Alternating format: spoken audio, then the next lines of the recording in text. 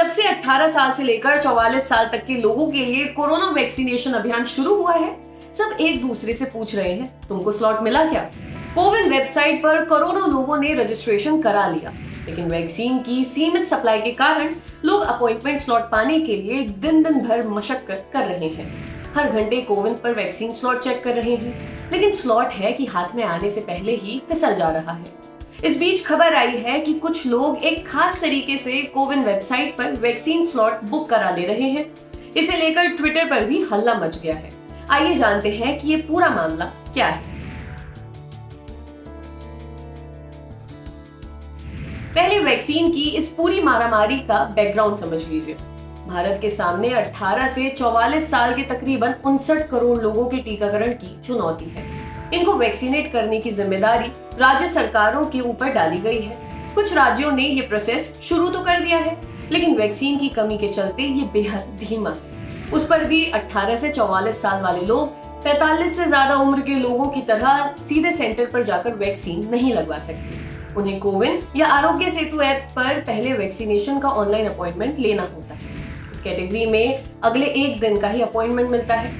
ऐसे में कब वैक्सीन आई, कब स्लॉट बुक हो गए, ये प्रश्न बना हुआ है। इसकी मुश्किल कम करने के लिए केंद्र सरकार ने एक उपाय किया। कोविन वेबसाइट की एपीआई को सार्वजनिक कर दिया। एपीआई यानी एप्लीकेशन प्रोग्रामिंग इंटरफेस। इसे सार्वजनिक करने का मतलब ऐसे समझिए कि सरकार ने लोगों को अपने सिस्टम में आकर कुछ जानकारी लेने की छूट दे दी है। अब कई टूलकिट और ऐप ऐसे आ गए हैं जो आपको नजदीकी सेंटर पर वैक्सीन उपलब्ध होने का अलर्ट दे रहे हैं। 28 अप्रैल की शाम को 4 बजे जैसे ही 1 मई को वैक्सीनेशन के तीसरे चरण के लिए रजिस्ट्रेशन खुले, इतने लोग रजिस्ट्रेशन वेबसाइट पर उमड़े कि वेबसाइट ही बैठ गई। हालांकि ये सब नाकाफी साबित हो रहा है। इसके पीछे है वैक्सीन लगवाने वालों की भारी डिमांड। इसके अलावा कुछ तकनीकी दक्ष लोगों ने एपीआई में बैकडोर से एंट्री लेना शुरू कर दिया है। उन्होंने एक खास प्रोग्राम बनाकर कोविन पोर्टल में ही सेंध लगा दी है। 6 मई को moneycontrol.com ने अपनी स्टोरी में बताया कि कैसे कुछ लोग एक खास तरह की प्रोग्रामिंग के जरिए कोविन को छका रहे हैं। ये लोग एक खास तरह की स्क्रिप्ट को इस ऐप पर चलाते हैं। इससे वैक्सीन उपलब्ध होते ही उसका स्लॉट बुक हो जाता है।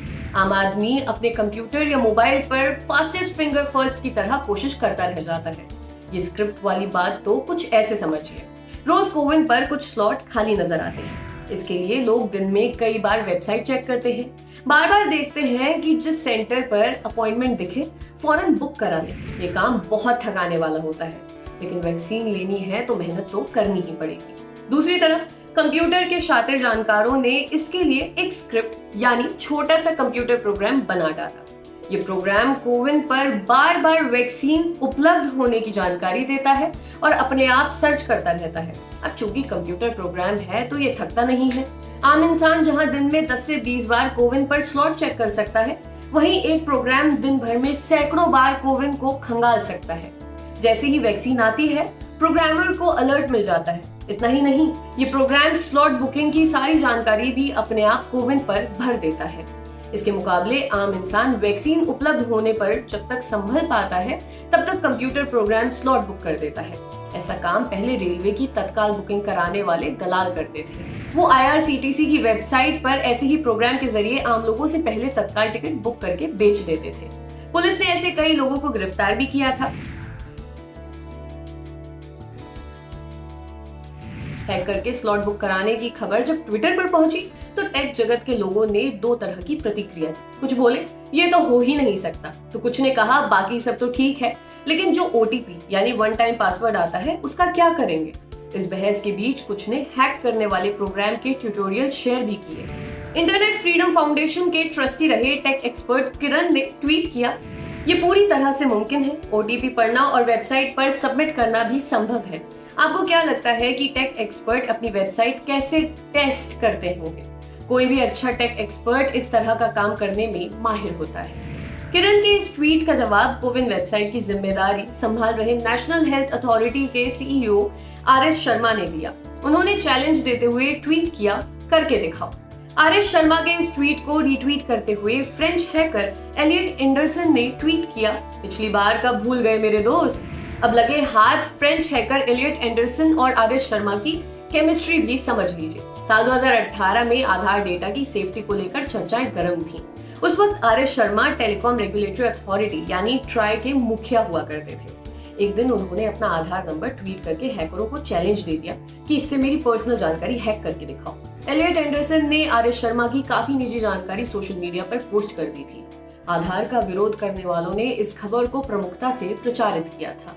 मनी कंट्रोल ने जब कोविन की इस हैकिंग को लेकर आर.एस. शर्मा से संपर्क किया तो उन्होंने दावा किया, सिस्टम पूरी तरह से चाक चौबंद है, उसमें कोई भी अपना प्रोग्राम नहीं चला सकता। सबसे पहले तो ओटीपी की जरूरत पड़ती है जो किसी प्रोग्राम के जरिए हासिल नहीं किया जा सकता।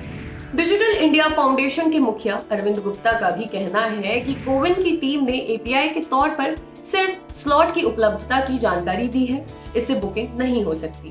कई तरह के सेफ्टी इंतजाम भी किए गए हैं, कोई भी अपना प्रोग्राम स्लॉट बुक करने के लिए नहीं कर सकता। जो भी इस तरह का दावा कर रहे हैं वे पूरी तरह से गलत है। एथिकल हैकर जतन जैन मानते हैं कि इस पूरे मामले पर राय बनाने से पहले प्रोग्रामिंग और तकनीक को समझना होगा। वे कहते हैं, मेरे हिसाब से ऐसा करना मुमकिन है, लेकिन मुझे इसमें हैकिंग जैसा कुछ भी नहीं लगता।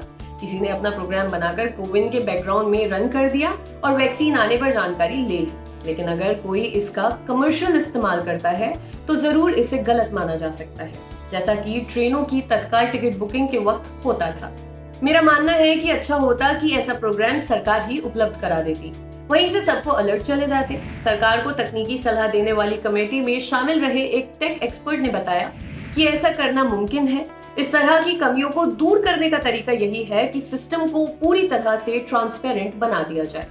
बेहतर होता कि स्लॉट के बारे में सरकार खुद यूजर्स को जानकारी भेजती। इतने बड़े सिस्टम को फूल प्रूफ बनाना मुश्किल भरा काम है।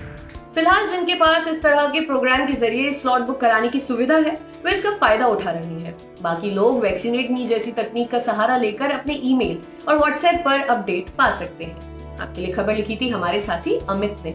देखते रहिए दी लल्लन टॉक। शुक्रिया।